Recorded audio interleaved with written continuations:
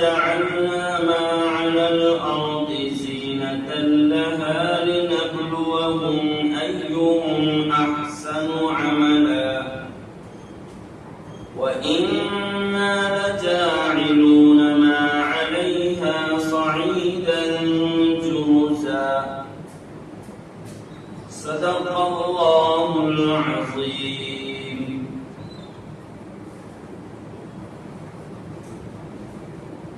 بے شک ہم نے ان تمام چیزوں کو جو زمین پر ہے زمین کے لیے زینت بنایا تاکہ ہم لوگوں کو آزمائیں کہ ان میں کون اچھا عمل کرتا ہے. اور بے شک ہم زمین پر کی تمام چیزوں کو صاف ہموار خشک میدان بنا دیں. محترم علماء کرام اور دوستو، ماشاءاللہ ہماری اس منشی مسجد کلکوا میں قرآن پاک کی تفسیر یعنی سورہ کہف کی تفسیر ہم سن رہے ہیں. آیت نمبر 7 اور آیت نمبر 8 ہم نے تلاوت سنی اور اس کا ترجمہ سنا.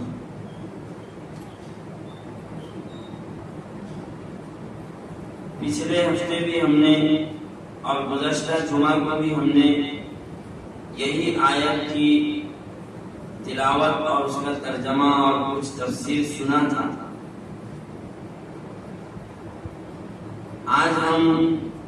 آج کی مجلس میں لِنَبْلُوَهُمْ أَيُّهُمْ أَحْسَنُ عَمَلًا اس کی تفسیر اور مطلب سنیں گے انشاءاللہ تعالی.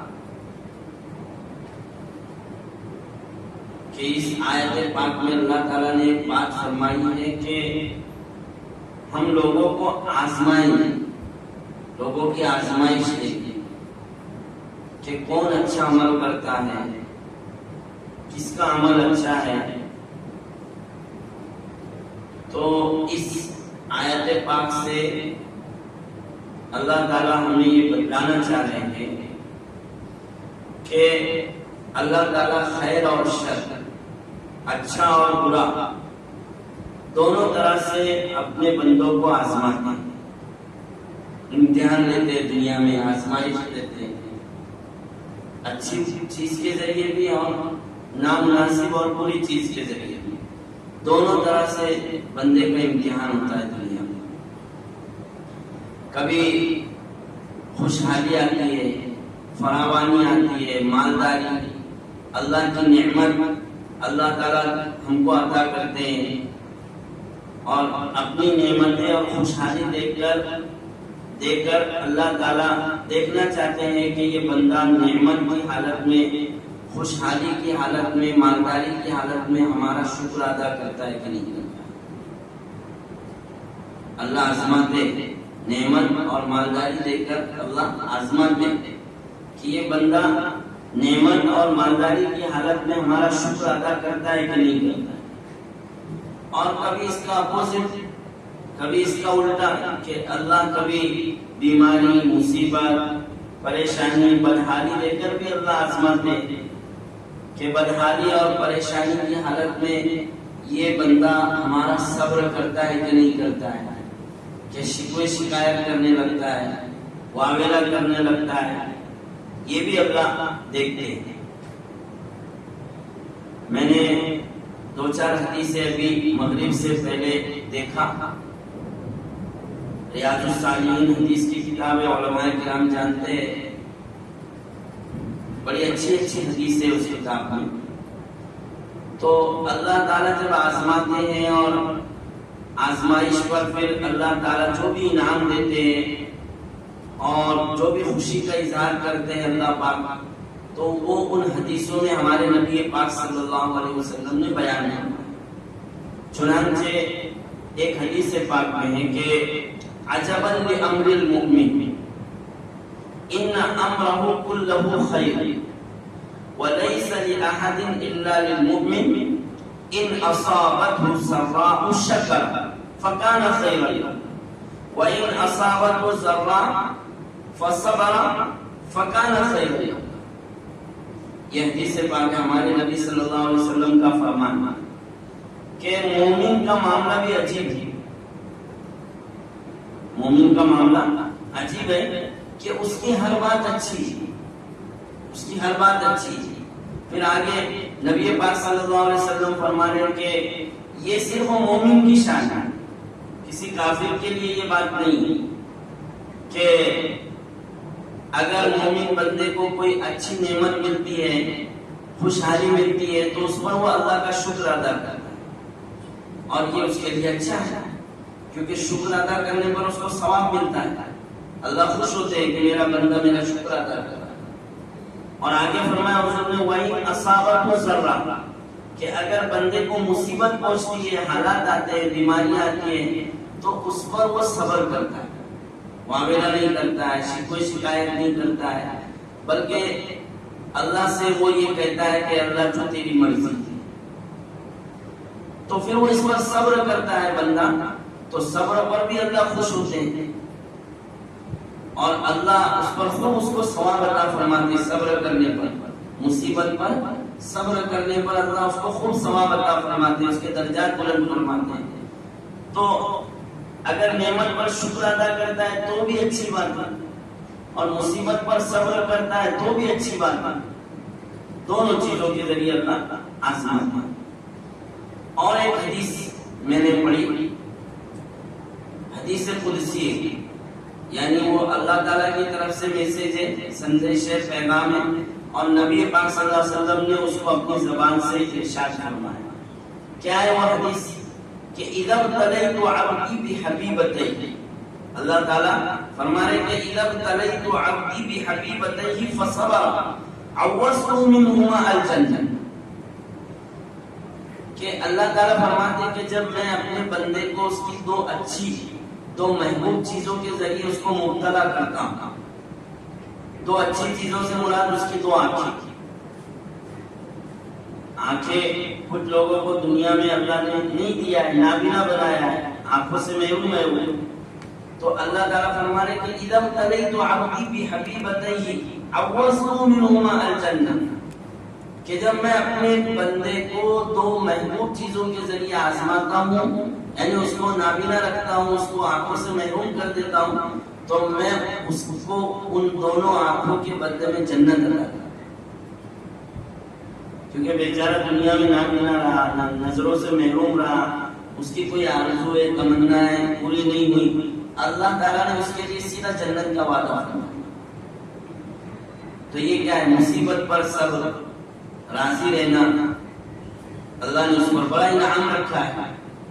ایسے ایک حدیث ہے کہ ما یصیب المؤمن من نصب ولا وصب ولا هم ولا حزن ولا غم حتى الشوكة يشاقها الا كفر الله بها من خطاياه، یہ بھی ریاض الصالحین کی حدیث ہے کہ مومن کو جو بھی مصیبت پہنچتی ہے، تھکان پہنچتی ہے، غم پہنچتا ہے، جو بھی اس کو مصیبت پہنچتی ہے، رنج اور غم پہنچتا ہے کسی بات پر، یہاں تک کہ حضور فرمانے کے کانٹا، راستے میں کوئی کانٹا اس کو چپ جائے اور اس پر اس کو تکلیف ہو لیکن وہ اس پر صبر کرتا ہے، تو اللہ ان تمام غم، مصیبت اور کانٹے کے چھپنے پر اللہ اس کی خطائیں مٹا دیتا ہے، اس کے صغیرہ گناہ اللہ معاف فرما دیتا ہے۔ تو یہ سب باتیں کیا ہیں کہ آدمی کے اوپر حالات آئے، مصیبت آئے، پریشانیاں آئے تو بہت جلدی اس سے ناراض نہیں ہونا چاہیے، خفا نہیں ہو جانا چاہیے، اللہ کی رضا پر راضی رہنا چاہیے۔ بلکہ میں نے حضرت پیر ذوالفقار کے حوالے سے میں یہ بات نقل کر رہا ہوں، آپ نے حدیث پاک کی روشنی میں یہ بات فرمائی کہ اللہ تعالیٰ مصیبتیں اور کبھی حالات دیکھ کر اللہ تعالیٰ ہمارے ساتھ بھلائی کا ارادہ کرتا ہے۔ حدیث پاک من یرید اللہ بہ خیرا یصب منہ، کہ اللہ تعالیٰ جب کسی کے ساتھ بھلائی کا، اچھائی کا ارادہ کرتے ہیں تو اس کو مصیبت میں مبتلا کرتے ہیں، اس کے اوپر حالات ڈال دیتے ہیں، کبھی بیماری آ جاتی ہے، کبھی غریبی، مفلسی، جب مصیبت آئیں گے، آدمی کے اوپر حالات آئیں گے تو وہ اللہ کی طرف رجوع کرے گا. حدیث پاک اور بھی اذا احب اللہ عبدا ابتلا لیسمع تضرعه، کہ جب اللہ تعالیٰ کسی سے محبت کرتے ہیں تو اس کو تھوڑی مصیبت میں مبتلا کر دیتے ہیں تاکہ اللہ اس کی تضرع کو، اس کی آہ و بکا کو، اس کے گڑ گڑانے کو اللہ سنے اور اس پر خوش ہو.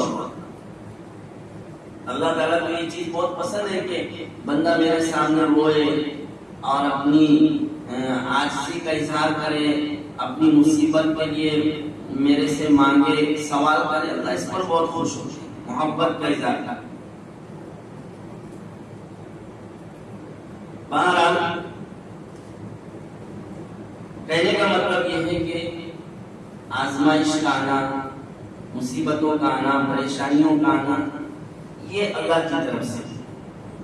بلکہ حضرت پیر ذوالفقار نے فرمایا کہ مصیبتیں، حالات، پریشانیاں یہ بندے کے ایمان اور اس کے دین کے اعتبار سے آتی ہے. یعنی جس کا ایمان اللہ پر جتنا زیادہ ہے، جس کا دین جتنا زیادہ مضبوط ہے، جس کا اللہ سے تعلق جتنا زیادہ ہے، اس پر اتنی زیادہ کبھی مصیبتیں اور حالات آتے ہیں. اس کی دلیل اور اس کا ثبوت علماء کرام یہاں موجود ہیں ہمارے، وہ بھی جانتے ہیں کہ ایک صحابی نے آپ صلی اللہ علیہ وسلم سے ایک مرتبہ پوچھا، سوال کیا. صحابی سوال کیا کہ ای الناس اشد بلاء، کہ سب سے زیادہ مصیبت میں کون لوگ ہوتے ہیں، کس کی آزمائش ہوتی ہے، کس کا امتحان ہوتا ہے زیادہ. صحابی نے آپ صلی اللہ علیہ وسلم سے پوچھا تو حضور پاک صلی اللہ علیہ وسلم نے ان کو جواب دیا. لمبی حدیث ہے وہ، میں اس کے 2-3 جملے کہ حضور نے فرمایا کہ الانبیاء ثم الامثل فالامثل یبتلی الناس علی قدر دینہ، کہ سب سے زیادہ آزمائش اور امتحان اللہ کی طرف سے نبیوں کا ہوگا، پیغمبروں کا ہوگا. پھر ان انبیاء سے جو زیادہ مشابہت رکھتے ہیں، نبیوں سے جو زیادہ قربت رکھتے ہیں اور جو نبیوں کے وارث ہیں، ان کے اوپر حالات اور امتحان آتے ہیں. یبتلی الناس علی قدر دینہ، کہ لوگوں پر ابتلا اور آزمائش اور امتحان ان کے دین کے حساب سے، کہ جس کا دین جتنا زیادہ مضبوط، جس کا ایمان اور یقین اللہ پر جتنا زیادہ مضبوط، تو اللہ آزمائش اور امتحان کے لیے اس کو حالات سے گزارتا ہے. اسی لیے حدیث پاک میں آپ صلی اللہ علیہ وسلم نے یہ بھی فرمایا کہ ما اوذی مثل ما اوذیت فی اللہ، کہ حضور پاک صلی اللہ علیہ وسلم خود فرما رہے ہیں کہ مجھے اللہ کے راستے میں اتنی اذیت پہنچائی گئی جتنی کسی کو نہیں ہونی چاہیے. ما اوذی مثل ما اوذیت فی اللہ، ہمارے نبی پاک صلی اللہ علیہ وسلم کو سارے نبیوں میں سب سے زیادہ امتحان اور آزمائش کا سامنا کرنا پڑا. ایک عجیب واقعہ ایک صحابی اور ان کی بیوی کا میں سنا کر بات کو ختم کرتا ہوں. مختصر میں حضرت پیر ذوالفقار نے اس واقعے کو بیان کیا کہ ان کی بیوی، ان صحابی کی بیوی نے ان سے طلاق کا مطالبہ کر دیا. وہ واقعہ کیسے پیش آیا کہ ایک مرتبہ وہ صحابی گھر میں آئے اور اپنی بیوی سے رات میں انہوں نے پانی مانگا کہ مجھے پانی پلاؤ. بیوی پانی لینے گئی اور پانی لے کر آئی تو یہ ان کو نیند آ گئی، سو گئے. رات کا وقت تھا. اب بیوی اتنی وفادار اور اتنی خدمت گزار تھی کہ شوہر کے پاس وہ رات بھر پانی لے کر کھڑی، رات بھر. جب یہ فجر میں نیند سے بیدار ہوئے اٹھے تو بہت تعجب کیا کہ میں نے رات میں پانی مانگا تھا، مجھے نیند لگ گئی اور تم ابھی تک پانی لے کر کھڑی ہو. باہر آئے صحابی بہت خوش ہوئے اپنی بیوی سے اور کہا کہ तुम मुझसे सवाल करो, मुतालबा करो, जो तुम आज सवाल करोगी मांगोगी मैं तुमको वो दे दूंगा, मैं तुमसे इतना ज्यादा खुश हूं। आपको ताज्जुब होगा सुनकर, बीवी ने कहा कि मुझे तलाक दे, मुझे तलाक दे। अब वो तो हैरान हो गए, परेशान हो गए कि मैंने तो ऐसा नहीं सोचा था। फिर बीवी ने कहा कि आपने वादा कर लिया तो वादा पूरा करो। तो उन्होंने भी सोचा कि मैंने तो वादा कर लिया था पहले, लेकिन उन्होंने अपनी बीवी से कहा कि नहीं, सुबह में हम जरा सुबह होने दो और फिर रसूल पाक सल्लल्लाहु अलैहि वसल्लम के पास चलते हैं और अपना मामला पेश करते हैं। चुनांचे वो मियाँ बीवी चले आप सल्लल्लाहु अलैहि वसल्लम के पास। रास्ते में ऐसा हुआ कि रास्ते में रोड़ा आया, कोई पत्थर वगैरह आया और वो गिर गए, सहाबी गिर गए और उनको जख्म आई, चोट आई, खून बहने लगा। तो बीवी फौरन खिदमत गुजार थी, अपना दुपट्टा निकाली और उसको फाड़ा और अपने शोहर का, उन सहाबी का खून साफ किया और बांधा, उसको पट्टी किया और फिर उठाया उनको और कहा कि अब वापस चलो, घर चलो, मुझे अब तलाक नहीं चाहिए। तो वो सहाबी शोहर बहुत ताज्जुब करने लगे कि अजीब बात है, जब तुमने तलाक का मुतालबा किया तो मैं उसको भी नहीं समझा और अब तुम ये मुतालबा वापस ले रही हो, अपनी बात वापस ले रही, तो मैं इसको भी नहीं समझा, मुझे जरा वजाहत करो। तो अजीब बात है कि सहाबी हो या सहाबिया हो, इन लोगों को बड़ी फिक्र होती थी अपने दीन की, ईमान की, कि हमारे ऊपर मुसीबतें क्यों नहीं आ रही है, आजमाइश क्यों नहीं आ रही है, इम्तिहान क्यों नहीं हो रहा है हमारा। मतलब इम्तिहान और आजमाइश अगर आ रही है अल्लाह की तरफ से, फक्र फाका आ रहा है, तो मतलब ये कि अल्लाह हमसे खुश राजी है। तो बीवी ने कहा कि तुमने मुझसे कुछ दिन पहले हदीस बयान की थी, नबी पाक सल्लल्लाहु अलैहि वसल्लम की मुझे हदीस सुनाई थी कि बंदे पर, अल्लाह के महबूब बंदों पर, अल्लाह के प्यारे बंदों पर मुसीबतें, हालात ऐसे आते हैं जैसे पानी ऊपर से नीचे बहता है, यानी फास्ट। तो ऐसे अल्लाह के महबूब और प्यारे बंदों पर मुसीबतें और हालात आते हैं। लेकिन मैं देख रही हूँ, बहुत सालों से मैं तुम्हारे साथ रहती हूँ, तो मैं तुम्हारे साथ कितने सालों से रह रही हूँ, बहुत सुख के साथ जिंदगी गुजर रही है, खुशहाली के साथ और बहुत ऐश इशरत के साथ हमारी जिंदगी गुजर रही है। कभी मुसीबत नाम की मैंने चीज नहीं देखी हमारे घर में, कभी हालात नहीं देखे। और तुमने तो कहा था कि अल्लाह की तरफ से हालात और आजमाइश अपने प्यारे बंदों पर आती है, तो मतलब ये कि अल्लाह के रिश्ते में हम प्यारे नहीं हैं, हम अल्लाह के महबूब नहीं है, अल्लाह हमसे नाराज है। या उन्होंने जरा थोड़ा सा और ज्यादा उसको कहा कि मुझे ऐसा शक है कि फिर तुम्हारे अंदर निफाक, अल्लाह की मुसीबत, अल्लाह की तरफ से इम्तिहान और आजमाइश नहीं आ रही है, तो इसका मतलब ये है कि तुम अल्लाह के प्यारे नहीं है, तुम्हारे दिल में निफाक है। इसलिए मैंने ये सोचकर तुमसे तलाक का इरादा किया। लेकिन जब हम रास्ते में चले, आप सल्लल्लाहु अलैहि वसल्लम के पास आने लगे, तो तुम्हारे ऊपर मुसीबत आई और तुम्हारा जख्म से खून बहने लगा, तुमको चोट आई, तो ये मुसीबत हुई। तो मैं समझ गई कि नहीं, तुम्हारा ईमान पक्का है और तुम अल्लाह के महबूब बंदे, इसलिए ये मुसीबत है। और मैंने अपना इरादा अब बदल दिया और अब इंशाअल्लाह मैं जिंदगी भर तुम्हारे साथ वफादार बीवी बनकर रहूंगी, मेरा ये ख्याल गलत है। तो बहरहाल कहने का मतलब ये है कि हम हमारे दिल पर ये नक्श कर लें और ये सोच लें कि अगर हम पर अल्लाह की नेमतें आती है, खुशहाली आती है, तो मुसीबत भी आएगी, इम्तिहान भी होगा, आजमाइश भी आएगी। कि जिसको उलमाए किराम ने ये फरमाया कि तारतन बिल मसार लियशकुरु व तारतन बिल मसार लियसबिर, कि कभी अच्छाई आएगी, खुशहाली आएगी, इसलिए आएगी ताकि हम शुक्र करें अल्लाह, और कभी आजमाइश होगी, इम्तिहान होगा, इसलिए ताकि हम सब्र करें और अल्लाह की मर्जी पर हम राजी रहें। ये आज की आयत का और आज की तफसीर का ये खुलासा है, ये पैगाम है कि अल्लाह की रजा पर हम राजी रहे। दुनिया में ये दुनिया है, दारुल इम्तिहान है, यहाँ अच्छाई भी है, बुराई भी है, खुशहाली भी है, बदहाली भी है, इम्तिहान और आजमाइश भी। اللہ تعالیٰ عمل کی توفیق عطا فرمائے۔ سبحان اللہ وبحمدہ، سبحانک اللہم وبحمدک، وتبارک اسمک، وجل ثناؤک، ولا الہ غیرک۔